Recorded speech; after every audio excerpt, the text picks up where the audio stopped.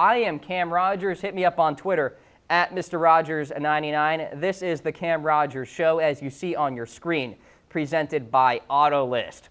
We've got some injuries to go through here. Let's talk about Aaron Rodgers, the most important injury note of the day. Suffered a knee injury in that second quarter against the Chicago Bears yesterday on Sunday Night Football. It looked bad. He got carted off the field. Everybody thought, okay, is Green Bay's season over?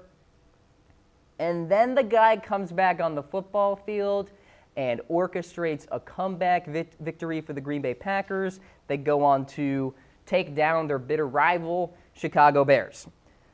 Now, make no mistake, when Rodgers returned, he was noticeably gimpy.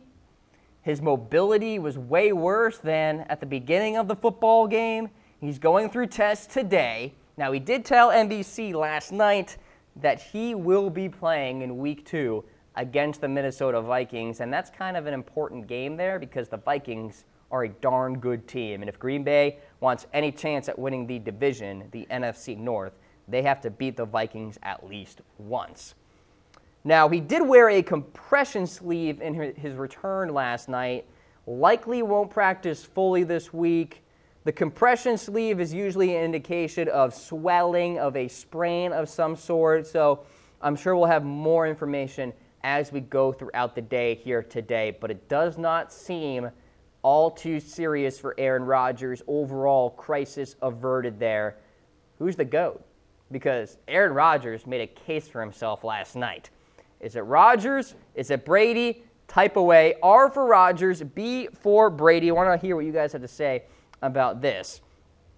I'm still going to say Tom Brady. I would rather have Tom Brady on my football team for the 2018 season than Aaron Rodgers, but it's like 1A and 1B. Very, very close together there. All right, let's talk about Leonard Fournette dealing with a hamstring injury. He went out of the game yesterday against the New York Giants. Did not return. Hamstrings can be tricky, folks, because you can say that they're healthy and then they just pop back out and, you know, you're dealing with a hamstring injury yet again. The hope is that he will be on the field this week. It's a big matchup for Jacksonville. They're taking on the New England Patriots in Jacksonville at 4:25, the late window national game. Jim Nantz, Tony Romo on CBS. Doug Marrone described himself as optimistic that Leonard Fournette will go this week. If he cannot, that means TJ Yeldon will see a bigger workload in that backfield there. Like I said, hamstrings can be iffy, so we'll see what happens with Leonard Fournette. Seems to be good to go, though. Would not be shocked to see him be limited in practice on Wednesday and Thursday, and then maybe practice fully on Friday. One of those type of deals there.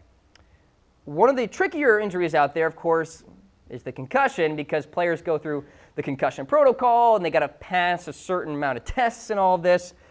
DeSean Jackson is currently in that camp. Late in the fourth quarter yesterday, Jackson caught a 35-yard pass from Ryan Fitzpatrick. He fell hard face first into the turf when he took a hit from Ken Crawley. Jackson was on the field for several seconds as trainers examined him before walking off with assistance. He was also sporting some ice on his shoulder. So all sorts of issues here with DeSean Jackson. No real timetable for him. He, of course, has to pass the concussion protocol. So throughout the week, he will be doing that, and we'll see if he could be healthy for Week 2 for the Tampa Bay Buccaneers. All of a sudden, red hot, perhaps a playoff contender. We'll see.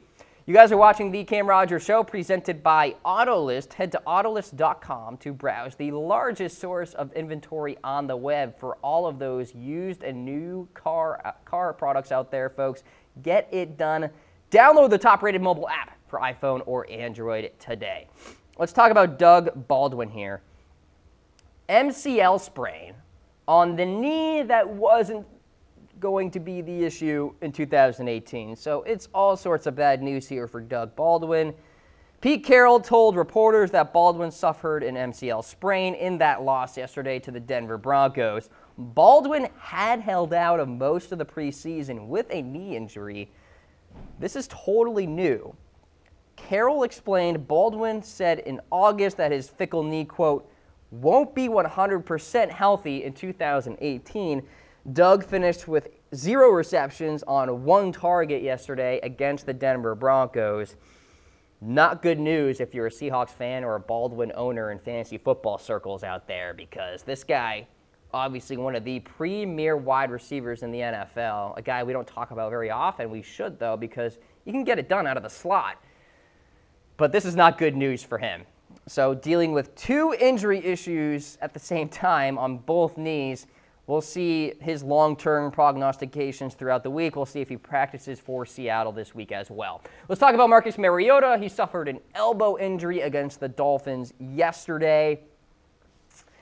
Hit off of Dolphins' William Hayes there. The hit came as Mariota was executing a read pass option. He raised his hands toward the referee after he was hit. Mariota said, quote, "I thought it was late and low, but that's not a decision for me to make. I wanted to make the officials aware of it, but it's a referee's determination." All right, so a little shot there at the referees in terms of the hit that Mariota sustained there. Mariota is no stranger to injuries in his NFL career. He was not exactly inspiring against the Miami Dolphins when he was healthy yesterday either. So some concerns about Mariota and his long-term health. We'll see what happens going forward with him. But hey, shout out to the Miami Dolphins. I know some Dolphins fans are watching the show right now. They played well. Tannehill fired the football nicely down the field. Looked pretty darn good on offense. Kenny Stills, what can you say? Who needs Devontae Parker? Meanwhile, Delanie Walker, the prognostication for him is much more negative compared to Marcus Mariota. Sure sounds like he could be done for the season, which is really bad news for the Tennessee Titans. Delanie Walker, one of the most reliable players on that offensive side there, went down awkwardly as he was tackled by safety TJ McDonald. The training staff sent a cart to him immediately. Adam Schefter reported that Walker suffered a dislocated ankle on the play, but the medical staff was able to pop it back in. So we'll see what happens going forward there with Delanie Walker. He'll go through more tests today and throughout the week to see the severity of the issue. Randy Gregory suffered a head injury yesterday against the Carolina Panthers. He did not return to the football game. This comes as a report surfaced that Randy Gregory could be seeing more punishment from the NFL, more discipline, which is obviously not good news because Randy Gregory is an important piece to that Dallas Cowboys front seven, along with the likes of Taco and D-Law and all these guys, of course.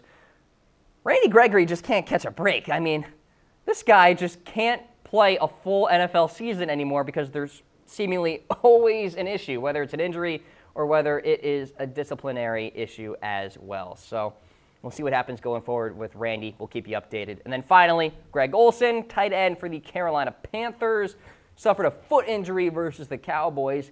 He was very much up in the air leading up to that game in terms of whether he was going to be active against the Dallas Cowboys. Did not return when he suffered that foot injury. It was the same foot as last season. He suffered an injury last year, missed a good amount of time as well. So Greg Olsen could be missing some time for the Carolina Panthers going forward there.